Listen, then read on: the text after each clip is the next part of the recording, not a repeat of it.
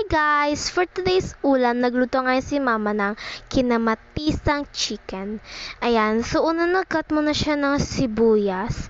Ayan, then pagkatapos siya mag-cut ng maliit na sibuyas, ay magka-cut naman tayo ngayon ng bawang.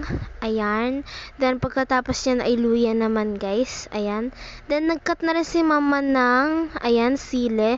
Kasi mas gusto ko talaga yung medyo masili-sili yung ulam ko for today's video guys. Kasi parang nag-crave ako kasi ngayon ng parang chili, alam niyo yun. And ang favorite spice food ko talaga ay, buldak, ganon, yung buldak ramen. And ngayon naman ay nag-cut naman si mama ng ilang pieces ng kamatis. Ayan. Bale, parang maliliit lang ata yan. Hindi siya yung parang gaano kalaki.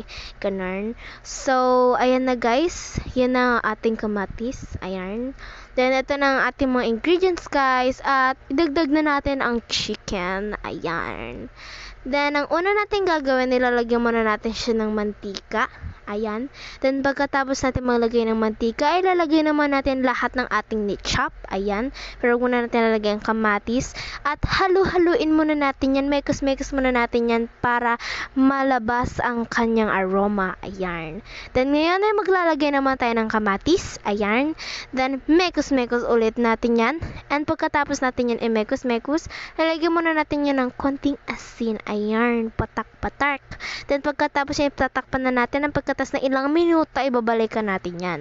Ayan. At ngayon naman ay maglalagay naman tayo ng chicken. Ayan.